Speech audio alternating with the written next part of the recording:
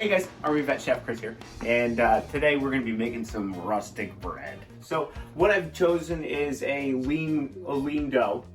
It's super simple. It's just salt, yeast, water, and bread flour, and that's really it. There's nothing else.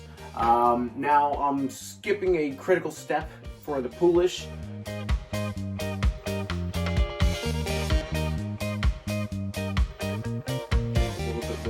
I should be letting the poolish sit for about 10 to 15 hours, but I'm going to go ahead and skip that because I want bread today. So I'm going to start out with 8 cups of flour. I believe it's 9 grams of yeast, 25 grams of salt, and 800 milliliters of water, or roughly 24 ounces. So now the water is going to be slightly cool, and I'm going to put my yeast and my salt right in. Now, I'm sure there's a very specific way to make bread. When I was in culinary school, I didn't pay a lot of attention to the bread making portion. So I was a little bit more excited about making ice cream than breads. So slowly pour this in.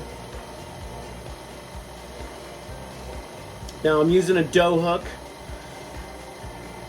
You could do this by hand, but I think this is going to be easier. So right now what I'm doing is I'm going to go ahead and mix this on low speed for about 4 minutes.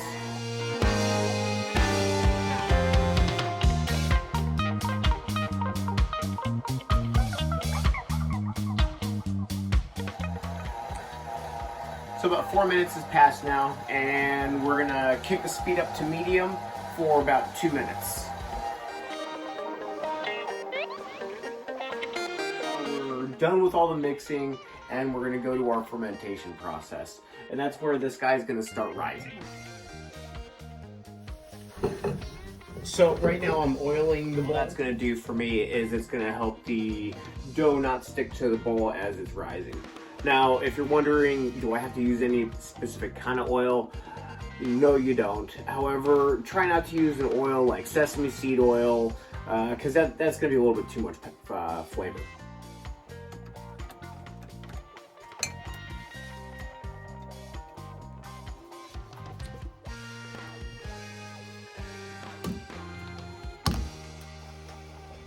So the next step in this process is to cover the dough, and that's to keep it from drying out and forming a skin on the top. And it's also going to keep a lot of that heat inside, because it's going to start generating some heat, and it's going to start fermenting. So we're going to cover this guy up. Now I like to do a really nice tight cover, only because I like to see the stretched, almost basketball-like cover that comes over the top when this thing grows. I'm going to give the dough a little bit of a hand as well, with a little bit of extra heat. So I'm going to set my oven as low as it goes, and I believe my oven only goes to about 170. So, and that's going to give it enough temperature coming out of the oven to warm up the dough and help the fermentation process. And off we go. So we're gonna take this and we're gonna rise the dough for 1 hour.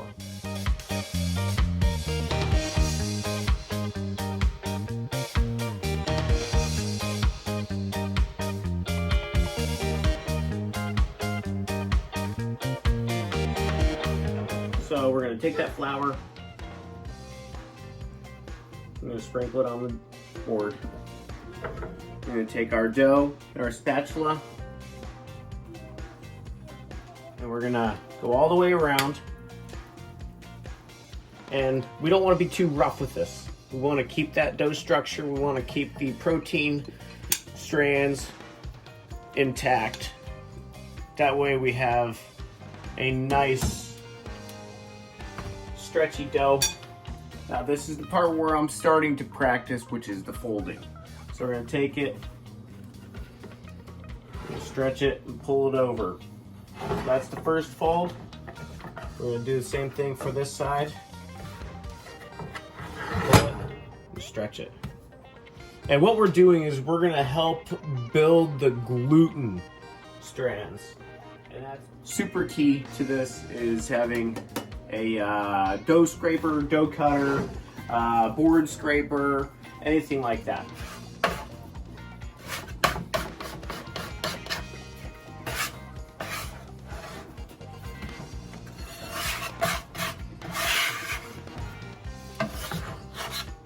I just have this side to do, and then that'll finish us up, and then we're gonna go ahead and sit down for another ferment for another bit of time. So we're gonna take that and grab our dough, put it back in the bowl. I am gonna go ahead and give this a nice new cover with plastic. That way we get a nice strong seal.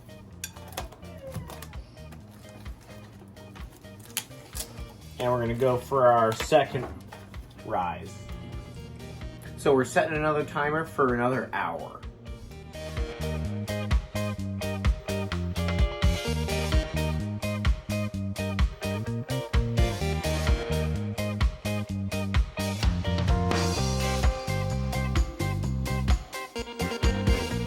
If you were here and you could smell it, it would be overwhelming with alcohol. It's extremely pungent.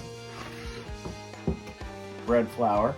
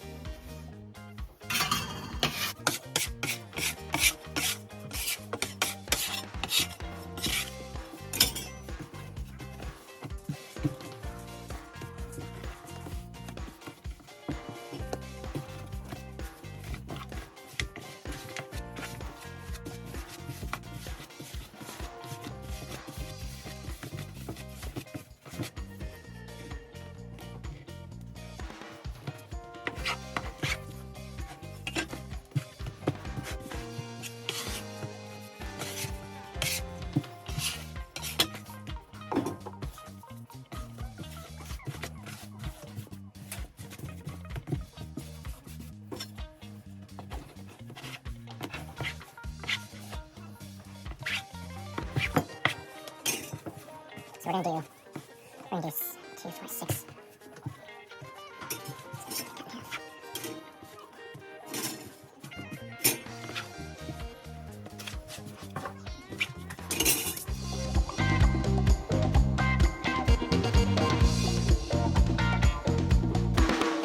So next step in this process is our final proof. So we've gone from mixing the dough to folding the dough 2 times, letting it rest each time and then come back to a rise. And then we fold the dough over again and then we divide it, and we have two pans, five rolls each. And these guys are gonna proof for about 30 to 40 minutes, and they're gonna be a little bit larger than they are now. For those of you who are wondering, what is on the bottom of the pan, instead of throwing flour down, I'm gonna throw semolina flour. Semolina flour, it's a nice little go-to for a easy release from the pan. It's almost like using the cornmeal on your pizza when you get it from like Domino's or Papa John's. So Bob's Red Mill. I like Bob's Red Mill only because it's a quality product. It's really hard to find. However, if you go to Amazon, I'll put the link below. You can get it on Amazon, and then it's actually a little bit cheaper if you get it on Amazon versus your grocery store or your health food store or your organic store, because this is going to be in that section. Now for the finishing touch on these rolls, we're going to go ahead and do our little X's, and that's going to give them a little bit of a bloom when they open up, and they'll look really pretty. So nothing big.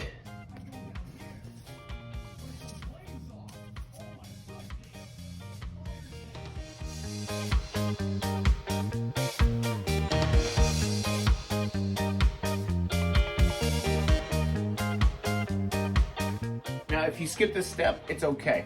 But this is gonna allow them to almost erupt when they grow. It's gonna give them a much prettier look. The next step in the process is the baking.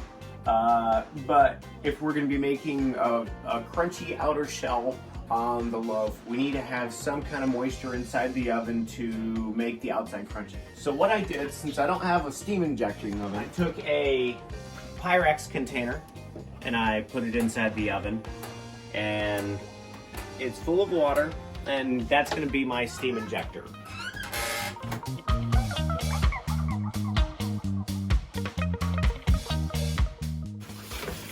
So the first round goes in for 25 minutes.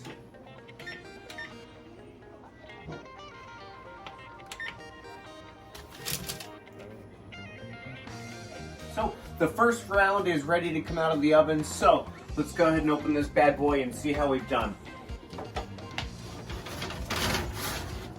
Oh yeah. You guys look all right. It's a work in progress, right? Now we're gonna take the second batch and we're gonna put them on in. And again, for another 20 to 25 minutes. I'm gonna go 25 minutes because I want that brown. So now that these guys are out of the oven, I want to say that they all turned out rather nice. They're all hollow. They've got a really nice crust. This guy especially. A little split right there. Yeah, I like that little split because that's kind of where it grew out.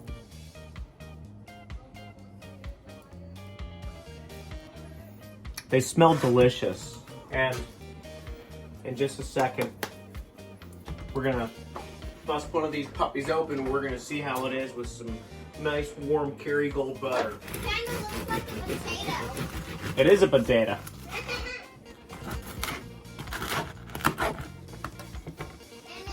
it's as hard as a coconut.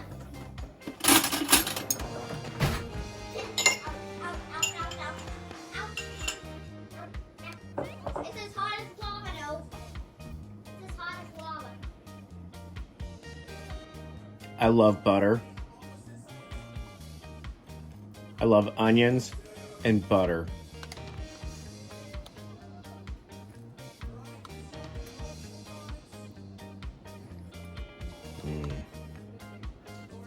Buttery.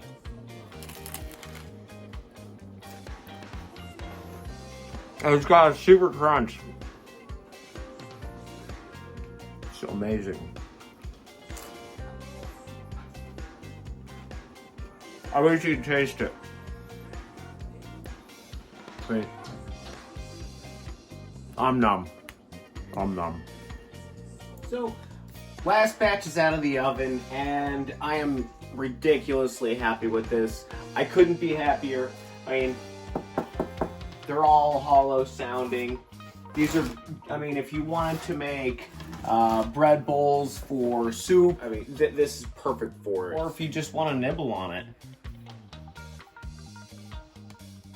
Voila. That'll be all for today. Please like, subscribe, and if you have any comments, if you have any tips for me, because I'm not a baker, give me some tips. Let me know what I could do to make them better. Thank you very much, and I'll see you next time.